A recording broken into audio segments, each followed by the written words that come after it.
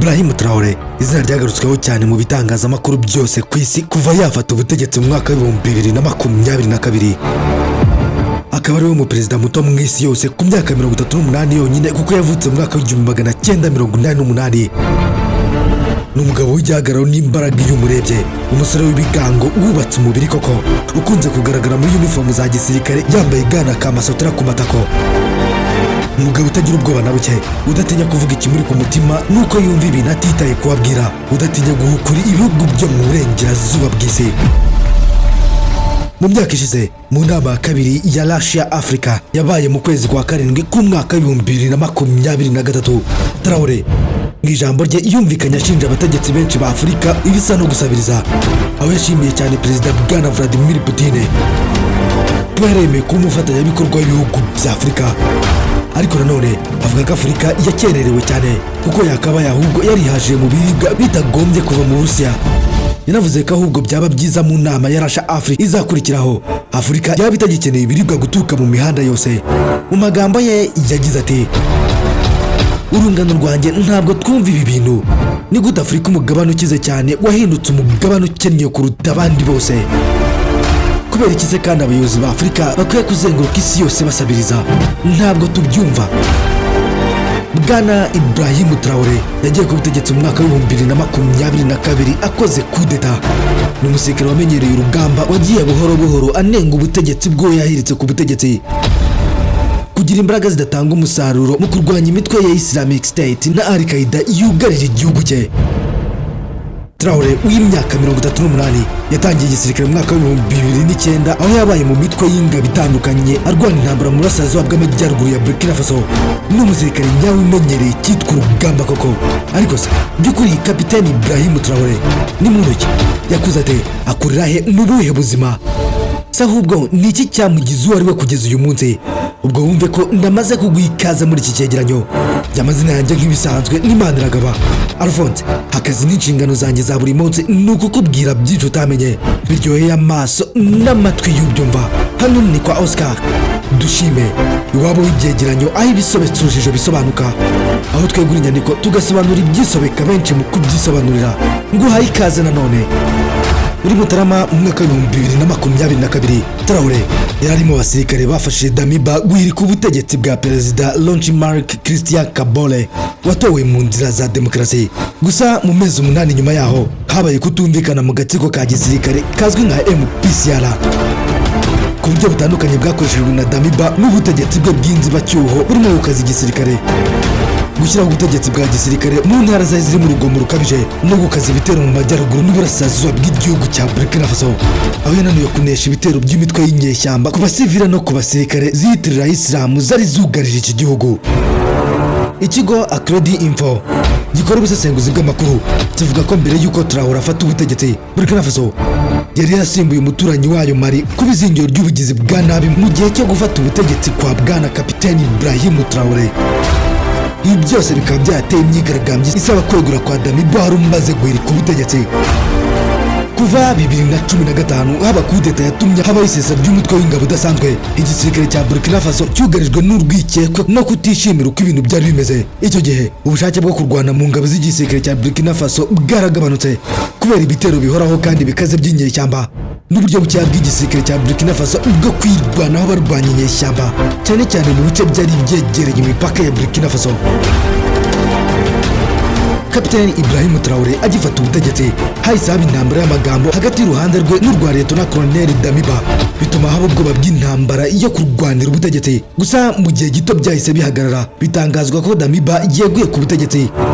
Byahise buha umwanya Traoré wo kugenzura ubutegetsi no kuyobora igisirikare cyari cyugarijwe n'intambara mu gice kinini cy'igihugu n'akarere ka Sahel muri rusange. Kapiteni Ibrahim Traoré yavutse mu mwaka wa 1988 atangira amashuri ye Bondokuyu mu mujyi wo mu burengerazuba bw'igihugu mu cya Burkina Faso. Nyuma yerekeje mu mujyi wa kabiri w'iki gihugu Bobo Dioulasso kwiga amashuri yisumbuye. Mu mashuri yisumbuye Traoré yarazwi nk'umusore ucecetse ariko w'umuhanga cyane, ku buryo ishyirahamwe ry'amashuri y'abayisilamu rya Burkina Faso AEEMB naryo rivuga ko Traoré yari umusore muto utuje cyane.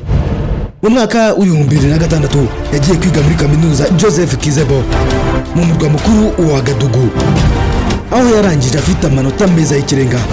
Mu mwaka w'ibihumbi 2009 yinjiye mu gisirikare hashize imyaka 2 ahita azamurwa bwa mbere mu ntera, aho yakoze kandi amahugurwa yo kurashisha intwaro za muzinga muri Maroc. Nyuma ahita yoherezwa mu ngabo zirashisha intwaro ziremereye mu karere ka Kaya rwagati mu gihugu. Mu mwaka w'ibihumbi 2014 Traoré yazamuwe mu mapeti ahabwa ipeti rya Liyetona. Nyuma umusirikare yagiye mu ngabo za UN zari mu butumwa bw'amahoro muri Mali zizwi ku izina rya MINUSMA. Icyarimwe kandi akavugwa mu ngabo zagaragaje ubutwari mu gihe cy'ibitero bikomeye by'inyeshyamba mu karere ka Timbuktu mu mwaka w'ibihumbi 2018. Gusa kuri we byanamuhaye isomo rikomeye cyane. Muri 2019 Kapiteni Ibrahim Traoré yarwanye mu gitero cyiswe Otapuanu cyamaze amezi 7 mu burasirazuba bwa Burkina Faso. Akaba yarwanye kandi mu bitero byinshi bigiye bitandukanye byo mu majyaruguru y'iki gihugu. Mu mwaka w'ibihumbi 2020 nyuma y'intambara z'akasamutwe kandi nyinshi yari amaze kwigaragazamo, nibwo yongeye kuzamurwa mu ntera ahabwa ipeti rya kapiteni. Kuva muri Werurwe muri uwo mwaka w'ibihumbi 2020 Traoré yari umukuru w'umutwe w'ingabo zirashisha intwaro zemereye zikorera mu gace ka Kaya kari rwagati mu gihugu hashyira mu majyaruguru ya Burkina Faso. Tudaciye mu byakure katugaruka kuri kudeta yo mu kwezi kwa 9 k'umwaka w'ibihumbi 2022. Kapiteni Ibrahim Traoré agifata ubutegetsi yavugiye ijambo rikomeye kuri televiziyo ya leta RTB TV, aho yagize ati: ingingo twari twiyemeje ku ntango yagambaniwe n'umuyobozi wacu ari we Liyetona Colonel Damiba. Kuzahara k'umutekano niyo mpamvu y'iki gikorwa cyacu, byashyizwe inyuma ku mpamvu z'ibyifuzo bya politike bidafatika. Akimara gurika ubutegetsi, bwana Kapiteni Ibrahim Traoré yari umwe mu bitangazamakuru byose byo muri Afurika ndetse no hirya no hino mu isi muri rusange. Ikiganiro yagiranye n'ikinyamakuru Ijwi rya Amerika ishami ry'Igifaransa yagize ati: ntabwo nafashe icyemezo cyo gufata ubutegetsi, naratoranyijwe. Bimaze ibyumweru 3 bitogota. Namaze hafi icyumweru wa Gadugu mvugana na Damiba, ariko nta na kimwe cyakozwe. None abantu barabona inzira ya politiki yari yarafashije iki? Twatanze inzira nyinshi z'ibisubizo, ariko amaherezo numvisha ko turi gukina politiki aho gukora icyatuzanye. Kugeza ubu ubutegetsi bwa Burkina Faso ubu bwamaze kwigizayo wahoze ari sebuja wabwo w'igihe kirekire, ndavuga Ubufaransa. Kugeza ubu kandi bwana Ibrahim Traoré akaba yarisunze cyane Uburusiya. Ibi bikaba ibimenyetso byigaragaje agifata ubutegetsi, aho yaciye amarenga ko bamwe mu bamufashije guhirika ubutegetsi n'abamuri inyuma bashobora kuba ari Abarusiya n'umutwe w'abacancuro wa Wagner. Adatinze yaboneyeho no guca umubano igihugu cye cyari gifitanye n'Ubufaransa icyarimwe n'Abanyaburayi muri rusange, agaragaza ko ubutegetsi bwe butazigera bubana n'abo mu burengerazuba bw'isi. Agirana ikiganiro na France 24 yagize ati: ndabizi Ubufaransa ntibwakwivanga byeruye mu byacu. Niba dufite abadufasha uyu munsi, mwihita mubona Abarusiya. Abanyamerika ubu ni abafatanyabikorwa bacu, ariko dushobora no gufatanya n'Abarusiya. Ntabwo rero ari ikibazo cy'Ubufaransa cyangwa Abarusiya na Wagner. Nyuma y'iminsi 2 gusa afashe ubutegetsi, Kapiteni Ibrahim Traoré yagiranye inama n'abari muri guverinoma, maze mu ijambo ritomoye ryuzuye mu kwisegura ati: ndi muto kurusha benshi muri hano. Ntabwo twifuzaga ibi byabaye, ariko nta yandi mahitamo twari dufite. Mu minsi mike ishize twabangamiye gusinzira kwanyu, twabangamiye gusinzira kw'abaturage b'iwagadugu kubera kurasa.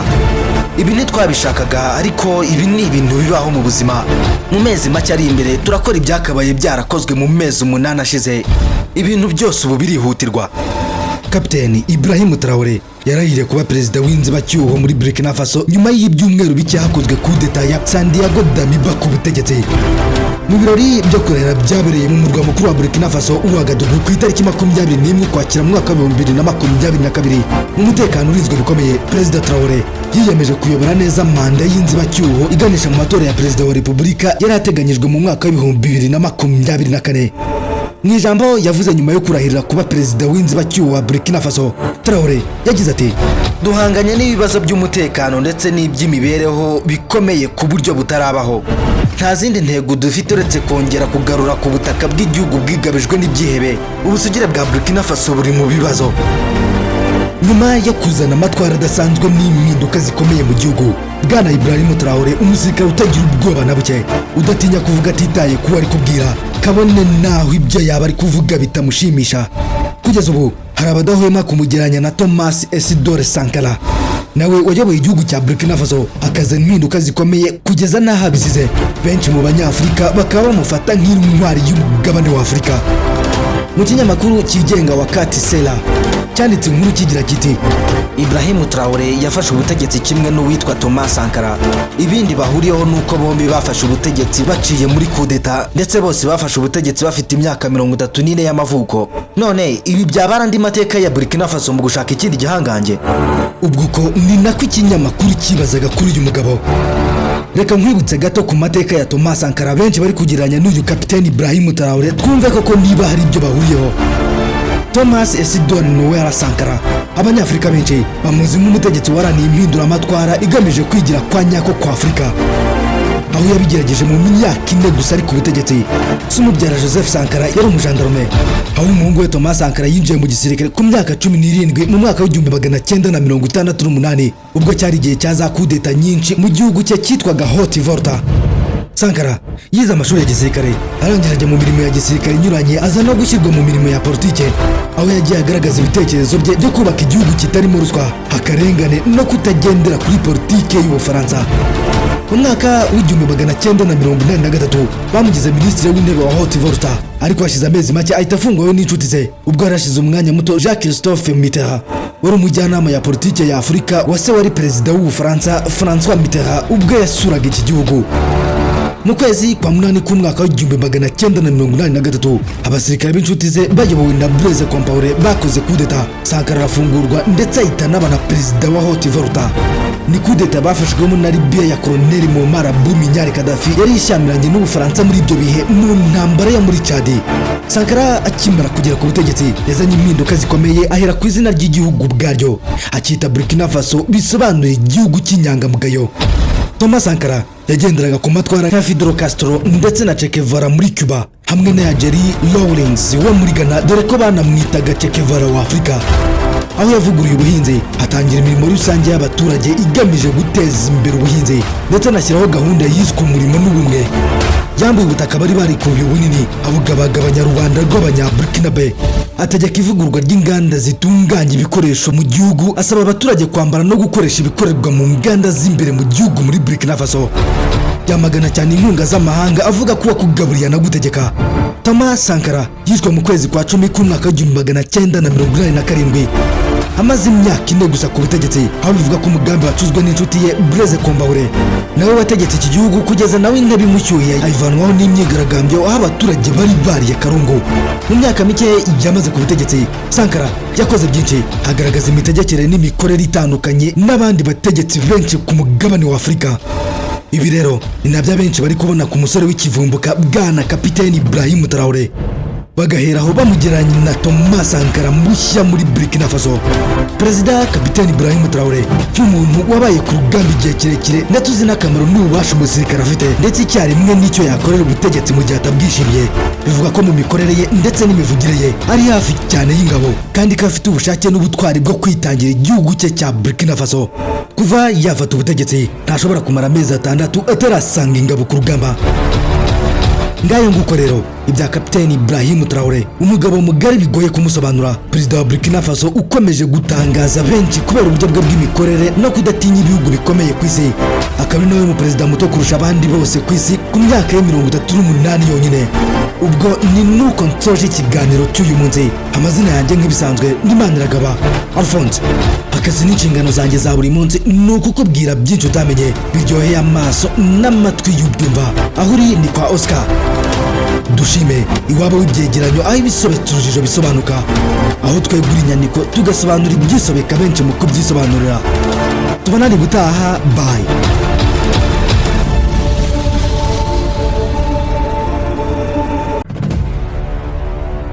Sinzi niba ujya ubitekereza, ariko abantu bose muhura babanza kubona ibyo wambaye na mbere yuko babona niba uri inzobe cyangwa se niba uri igikara.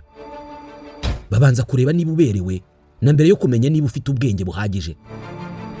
None niba imyambaro ifite akamaro kangana uko, kubera iki yigurira aho ubonye hose?